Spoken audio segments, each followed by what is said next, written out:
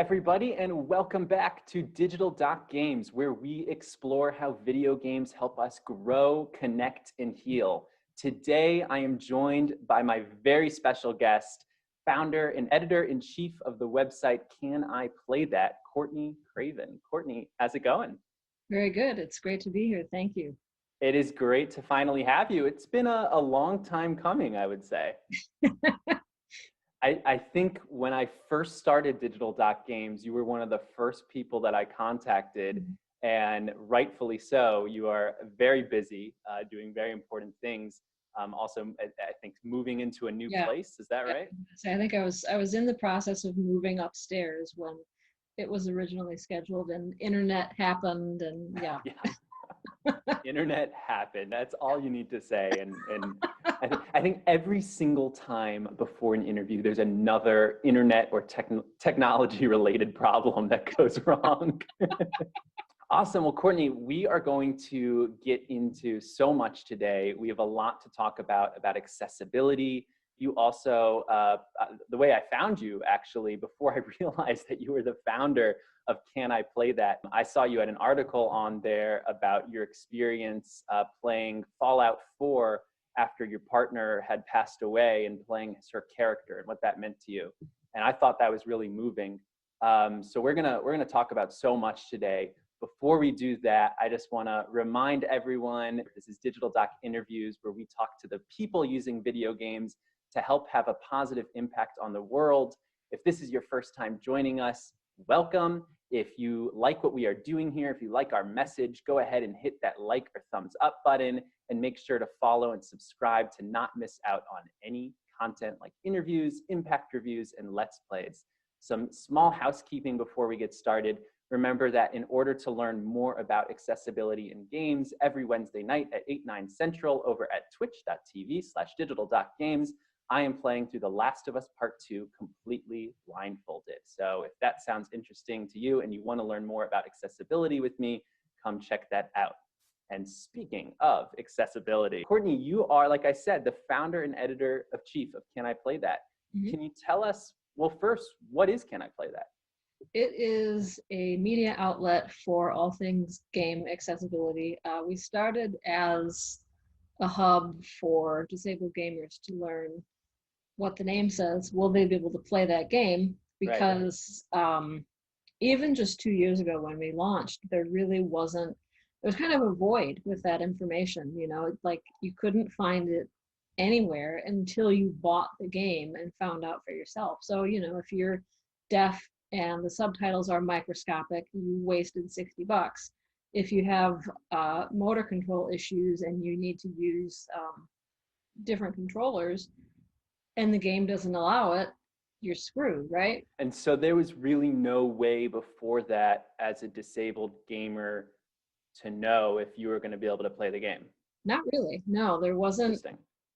And there's still kind of a lack of information. There's a couple of the big studios that are starting to publish that information and make it public before a game's launch, but it's still not common practice. Right. And on game stores, I believe the only game store currently that has any kind of accessibility information is Stadia. Mm-hmm. Xbox and PlayStation don't have that. Good to hear Stadia doing one right. thing right. Yeah, they've gotten one thing really, really right. Yeah. Wow. So how did you get involved? I mean, what led you to want to co-found a website like this?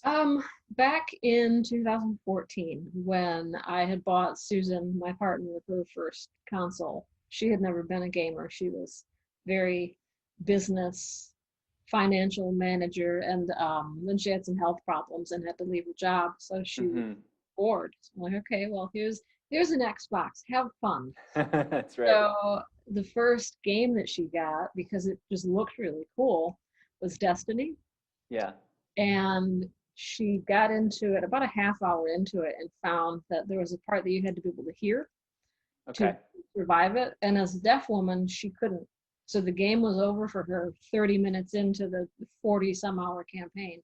Wow. So from there, we kind of thought, well, obviously you're not the only deaf person in the world, so you're probably not the only deaf person trying to play video games. So this can't be a unique problem, you know? So she joined Twitter and started blogging on a personal website about it, and she built a following from there.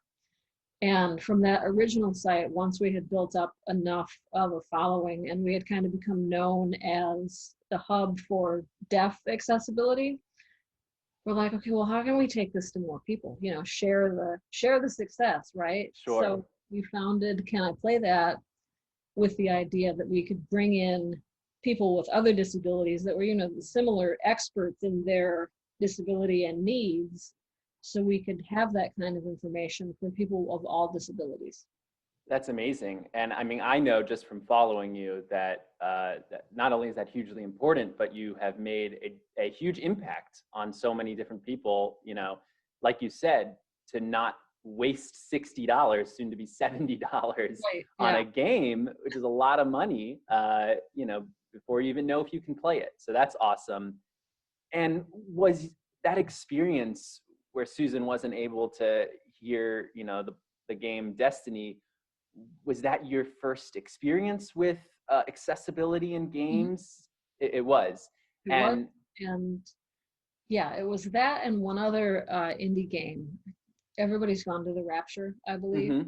yeah, And that kind of gave us false expectations going into it, because she tweeted about it and like immediately got a response from them like, okay, well, we'll look into this, because in that game there were radio signals that you had to listen for and navigate closer to them, and there was no visual representation, and they're like, okay, well, we'll look into it and fix it. Cool. And she's like, yeah, oh, that was easy. This is going to be easy. right. Oh, It's all. listen, no. Yeah. So, I mean, from your perspective, in general in the industry, how are developers and publishers, how receptive are they to including accessibility in their game? Um, Much more now than they were even just 6 years ago. You know, I think that the community of disabled gamers, especially on social media, has grown to such a point that you can't really ignore us, right? If you're Hmm. ignoring us at this point, it seems intentional. Right. And I don't think that anybody sets out to exclude anybody from a game. Like, you know, the developers of Dark Souls aren't sitting there thinking, well, screw disabled people, we don't That's want right. That's them right. playing our game, you know. So it's just it was a matter of finding a way to deliver that information, even when maybe not every developer is on Twitter, or if they're not on Twitter, maybe, or if they are on Twitter, maybe they're not tuned in to the right accounts.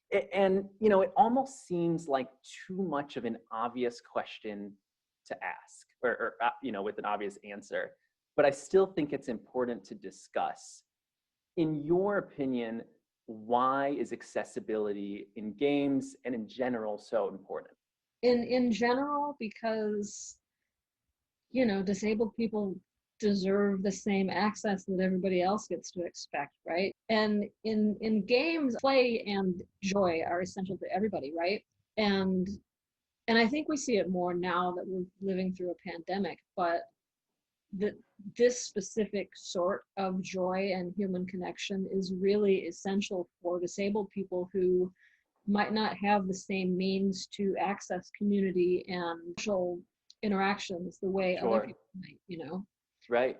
And I think we're seeing just how important that is now that everybody's kind of cut off, because we're all home and can't do anything fun unless it's at home on the internet, you know? That's right. That's right. Yeah, right. Save from those internet problems. Yeah. And I think that's so important what you said, and how it affects so every part of life, really, and how every person who's a content creator, product developer needs to have these things in mind. You know, like I said, I'm playing through The Last of Us Part 2 blindfolded. And I've had a couple different people being like, well, this is really interesting, but why are you doing this? Why does this relate to your channel? But I see accessibility intrinsically tied into the message of digital.games. You know, how do video games have an impact? How do video games help us grow, connect, heal? it's exactly like you're saying, that connection part in order to get everybody involved, you know, allow everyone to play. And the heal part, of course, which we'll get into, but, you know, what does that mean as a disabled gamer or a disabled person to be able to immerse yourself in these stories in different ways and take on these different personas, right? So I think I totally agree with you. And I'm curious to hear from your perspective, how is the video game industry doing now? And what would you like to see realistically? Is the objective every game 100% accessible? I mean, I think that's the ideal, but what are things that developers can do realistically right now to make sure that their games are at least accessible for as many people as they can be? Because accessibility really, just like disability or anything, is a spectrum, I don't think we're ever going to see a 100% accessible game, because even with The Last of Us 2, you know, on Can I Play That, Steve Saylor and I easily called it the most accessible game ever, right? And we raved about it. And then our mobility editor, Grant Stoner, he was excited to get into the game only to find out at the start screen he couldn't even get past the start screen because you have to use the DualShock controller, and he's not able to use that controller, so he couldn't access the game at all, right? So even this amazing game with 60 plus accessibility settings is still going to be completely walled off from some people. But I think the approach to that, and this is what I would like to see from developers, the best way, in my opinion, to approach that is to offer those options so people can really tailor the experience to what they need, so that they can get exactly, not even just exactly the experience they need, but exactly the experience they want, right? Yeah. Give me the option to make it one shot, one kill. Give me the option to skip a part if I have failed so many times, or even just skip it just because I want to, right? Maybe I don't want to have to shoot the guy in the head or whatever, you know. So letting people tailor the experience to exactly what they want and need not only would solve a lot of accessibility problems, but would also just overall make games more personal and enjoyable for everybody. Yeah, I mean, what you're saying, you know, would open up gaming to so many more people. I mean, I obviously am so passionate about gaming, right? I'm dedicating, you know, as are you, we're dedicating parts of our careers to gaming. In my life, like in my direct life, I have like no one to play games with because, you know, well, my two brothers are doctors, so they're really busy. One of them games, so I can play with him if he has maybe a little bit of time off. My other one just, he doesn't know how to use a DualShock. This, you know, and my wife, I'd love to play with her, but yeah, someone who's never used a controller really growing up, like to get them to understand how to use both sticks at the same time. I try, but I can't, you know, it's second nature to me.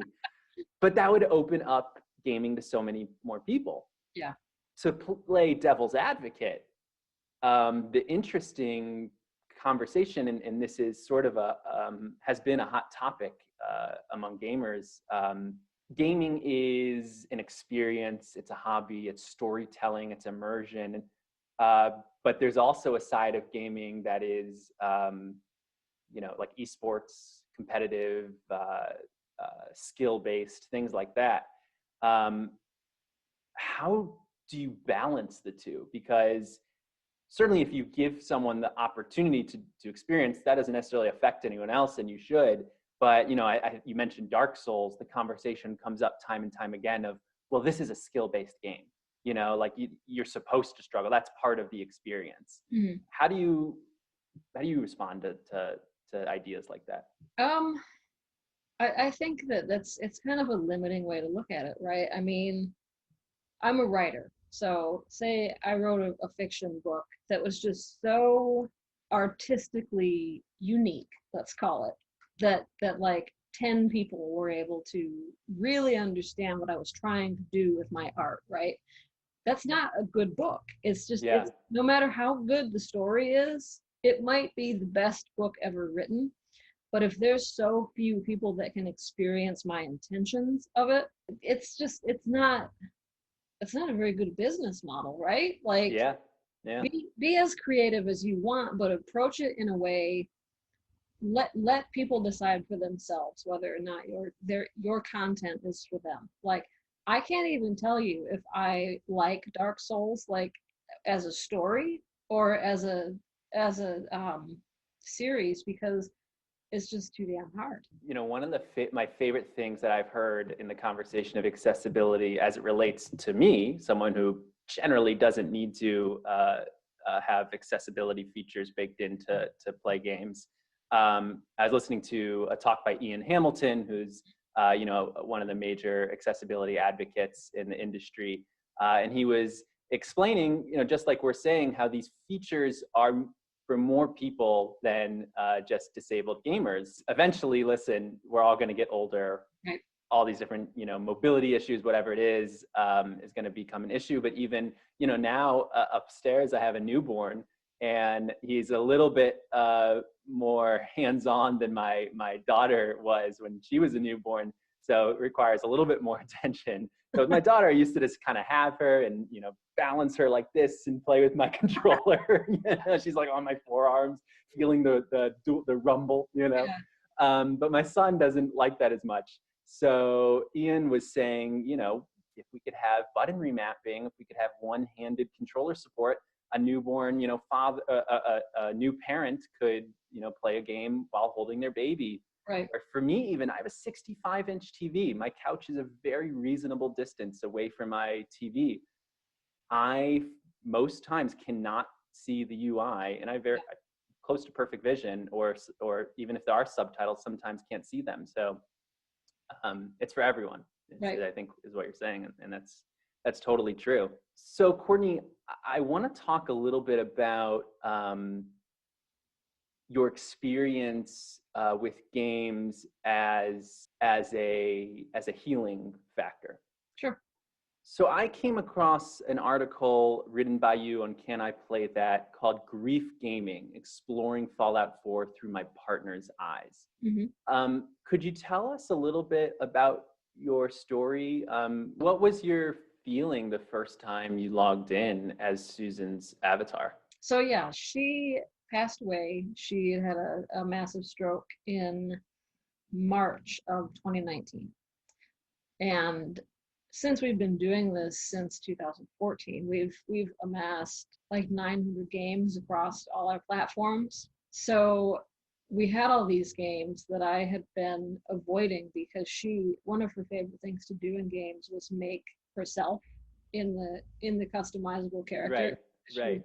Like, it was uncanny how good was it making, like, if I try and make myself, I come out looking like somebody that should live under a bridge, but she could always make herself so well. So it was always too much to turn on, you know, The Sims or Fallout or Dragon Age and see a character that looked so much like her.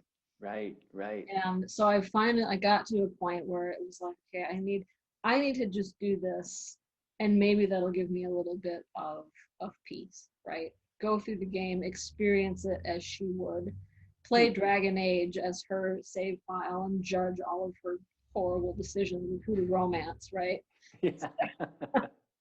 And so when I did that, it was just it was healing in a way to finally be able to get into the game and have those memories without having them be that soul crushing grief, you know. Right. One of the really difficult things for me in continuing Can I Play That after she died, because we had just launched, I think 4 or 5 months before she passed away. I didn't really want to continue it because it was supposed to be her at the front, being the face of the website, you know. Sure. And I kind of wanted to stay in the background and just keep doing the writing and the technical stuff that I had always done. And I didn't want to have that daily reminder of, okay, well, you're doing this yourself now. Yeah. Not supposed to be the plan, but here we are. So I wanted to quit and then didn't, because, you know, I saw that there was a huge need for what we were doing in the community. So I kept doing it, and it kind of became one of those unspoken stressors that I hated more every day, because you don't want to resent the work you're doing, right? Right. And I resented, can I play that? Because just everything that I had to do with it reminded me of her, right? Hmm. So I needed to find a way to enjoy games again, Yeah. and not feel like there were so many of them, or just this whole aspect of my life that was walled off just because I didn't want to be sad about it, you know? So it was one of those, okay, you need to suck it up and power through and see what happens, right? Uh-huh. One of the first games I played in that particular venture was The Sims. Uh-huh. And I was not expecting to log in and see that she had created our family in The Sims. Wow. So it was just unsettling, but in a good way. Like, it felt kind of like I could just pick up and, oh, okay, we're gonna have a date. Or Yeah. you're gonna set the kitchen on fire trying to make cheese, which was, not too far from real life. She was a horrible Sure. cook. So, it was just games like that. I still don't go back to very often because they are a little too close to home. Definitely. But in games like the Forza Horizon, where you have the drivatars, Mm-hmm. it's nice to be able to turn that on and feel like I'm playing with her. You know, Yeah. I'll Right. be in a race and see her avatar come up behind me in her obnoxious car, or in Fallout and stuff like that, where I can kind of simulate how I think she would play the game, or just experience what she might have experienced, and appreciate what she did in the game. And do you find yourself taking on the role of Susan in these games? When you're making decisions in Fallout, are you thinking, what would Susan's Uh, avatar do? Sometimes, yeah, I did that in Dragon Age, and ended up making pretty much the same choices she did, because I looked at the Dragon Age Tapestry website, look at every decision you made across the series, and I went back and, like, yeah, that's spot on. It was exactly the path she had chosen in the game. But yeah, it's just it's weird, but also kind of healing to just be able to turn on and see a likeness of her and feel like I'm with her a little bit. Hearing you say this, it makes me wonder, is there something we could learn from your experience with Susan? Could gaming, and I'm sure it is used in this way in parts of people's practices, but could gaming be used as a tool for therapy in that way? I think it's something that it would be really interesting Oh, to explore. yeah. And Yeah. I remember after her first stroke, we used video games to help her kind of get her cognitive function back, and she did. She used all of her favorite video games to heal her decision making, her ability to solve puzzles and stuff like that. So yeah, I do think that there's a huge missed opportunity there, that we could be using games therapeutically, and I know there are people that do. Yeah, yeah, absolutely. And it opens up this whole interesting field. I mean, last week I had a conversation, the video we posted last week was with a group called Streetlight, Mm-hmm. and they have a part of their organization called Streetlight Gaming League. And Streetlight is a peer-to-peer network at the Children's Hospital in Florida that patients can sign up for when, pediatric age patients with chronic illnesses can sign up for kind of support, but they can also join this gaming league. And in the hospital while they're staying, they Yeah, could be gaming with other kids down the hall, yeah, with shared experiences. So it's just another way, that through that connection, we can really do some good. absolutely. Yeah. Yeah. So you mentioned that Susan I guess you got the Xbox for her, or she started playing Fallout maybe after she had a stroke. Is Mhm. that right? Was that something that she did, or that you helped recommend for her recovery? Yeah. How did that play a role? One of the things she lost in the stroke was her both kind of her filter of how to have proper conversations with people. Like she would just say whatever sometimes rude thing came to mind, and Yeah. And her ability to make like executive decisions kind of took a hit too. So we used games like Fallout and Dragon Age that have Wow. those relationship systems to kind of retrain her brain how to weigh the consequences of what you're going to say. In Fallout, if you do something horrible, you'll get the message everyone disliked that, right? Yeah, pretty blunt. Yeah. And so you can in games as opposed to in real life, you have that time to weigh, okay, I could say this, what's going to be the outcome? I could say this, is this going to have the effect that I want? Is it going to make, say, Piper like me, right? Or am I going to be able to romance Cullen if I make this choice in Dragon Age? Right.